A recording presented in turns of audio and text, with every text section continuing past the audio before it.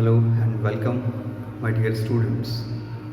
So, we are studying about the body fluids and circulation, and this is one of the most important topic, that is blood coagulation. So, blood coagulation is actually a series of enzymatic reactions. So, here enzyme cascade will be formed.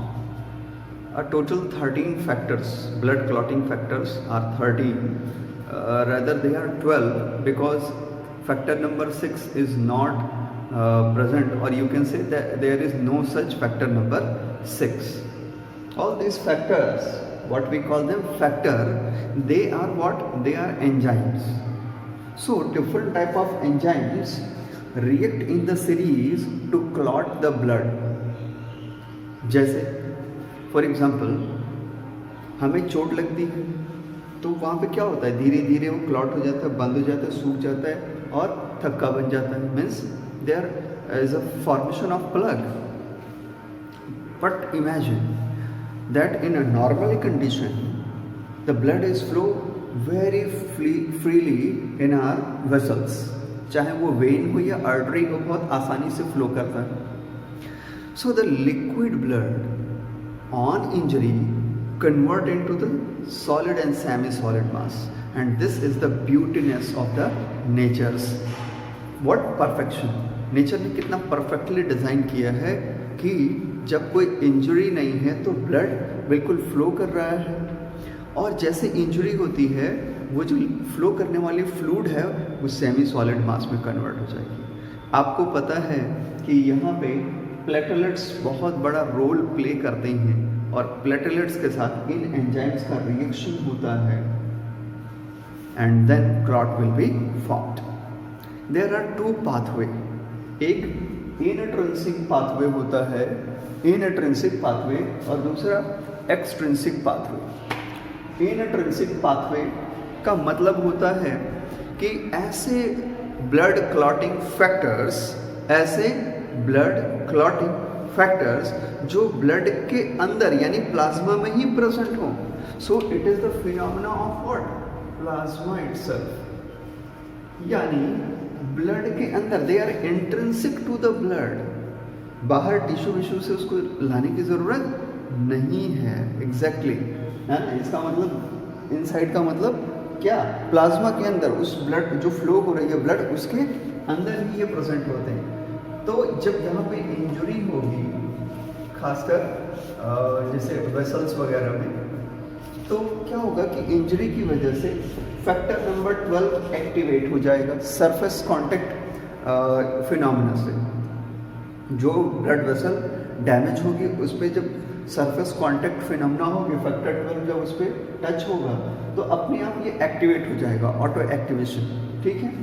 In turn factor number 12 जो activated है, अब ये factor number 11 को activate कर देगा. तो जब 11 activate हो जाएगा, 11 अलॉन्ग विद अदर फैक्टर्स, है ना, अलॉन्ग विद अदर फैक्टर्स जैसे फैक्टर नंबर 5 वगैरह और भी कुछ हो गए, ये फैक्टर नंबर 9 को एक्टिवेट करेगा.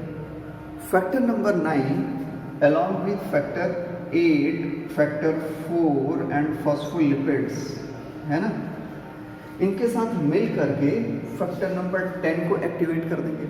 और फैक्टर नंबर 10 जब एक्टिवेट होता है तो ये पावर मॉलिक्यूल है. This is what? This is the power molecule. Yes, this is the power molecule. भाई इसके पास पावर है. क्यों? क्योंकि अब ये सीधे इन्वॉल्व हो जाएगा क्लॉटिंग के मेन रिएक्शन में. अभी तक तो सिर्फ माहौल बन रहा था, अब ये माहौल बन चुका है. ठीक है. तो activated factor number 10A now convert the prothrombin into thrombin. ये क्या है? सब एंजाइम है. And this is factor number 2. जो प्रोथ्रोम्बिन है ये क्या? फैक्टर नंबर 2 एक्टिवेट हो जाएगा तो 2A बोलेंगे इसको. ये समझ में आ रहा है?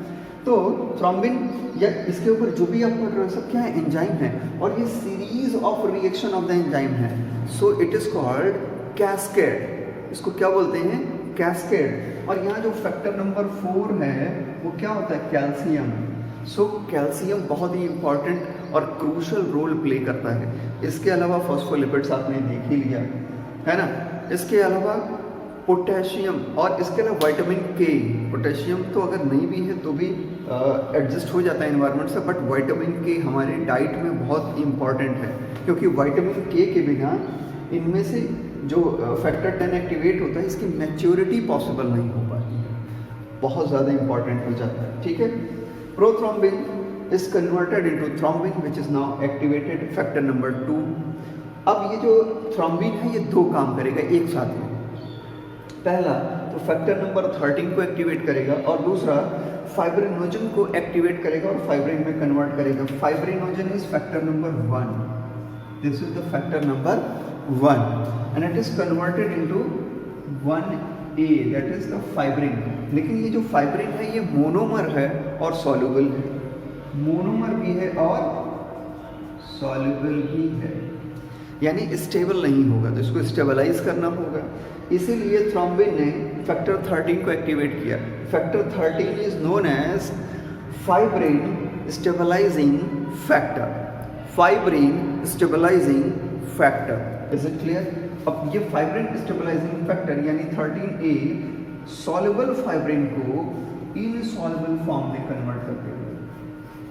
इनसॉल्युबल सॉल्युबल को किस में कन्वर्ट कर दे रहा है? इनसॉल्युबल फॉर्म में कन्वर्ट कर देगा। किसमें? Insoluble form.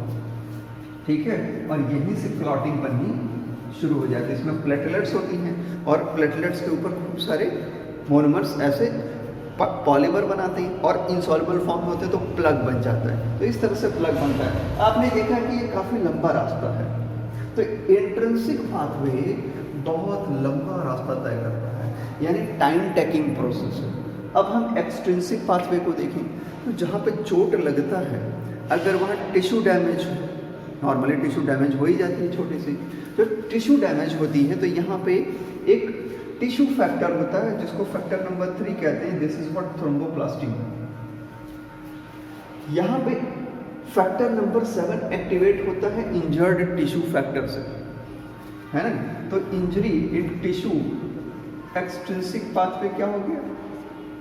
It involves the tissue factor. अब टिश्यू फैक्टर तो ब्लड में रहेगा नहीं, यानी ब्लड के अंदर तो है नहीं, ब्लड के बाहर है, बाहर से अंदर आएगा एक्टिवेट करने के लिए, इसलिए इसको बोलते हैं एक्सट्रिंसिक पाथवे।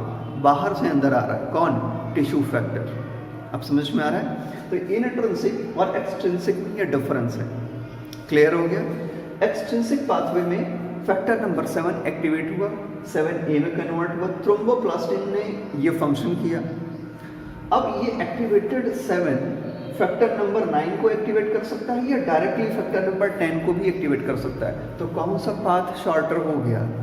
एक्सट्रिंसिक ना, उसने सीधे फैक्टर 10 को एक्टिवेट किया, इतने सारे झमेले से बच गए, इतना सारा प्रोसेस करने से बच गए। डायरेक्टली इसने क्या किया कि फैक्टर नंबर 10 को एक्टिवेट किया और फैक्टर नंबर 10 ने बाकी इसके आगे। तो ये कॉमन प्रोसेस है, you can say that this is the common path, common path, है ना? इसके बाद वही prothrombin is converted into thrombin. Thrombin ने दो काम किया, फाइब्रिनोजन को फाइब्रिन में कन्वर्ट किया और फैक्टर 13 को एक्टिवेट किया जो कि स्टेबलाइजिंग फैक्टर है। उसके बाद सॉल्युबल फाइब्रिन जो मोनोमर है उसका पॉलीमराइजेशन हुआ, इनसॉल्युबल फॉर्म में कन्वर्ट हो गया और फाइब्रिन क्लॉट बन गया। So this is all about the blood coagulation. अगर आपको फिर भी कोई दिक्कत है तो आप मुझे मैसेज करिए, मैं रिप्लाई करूँगा।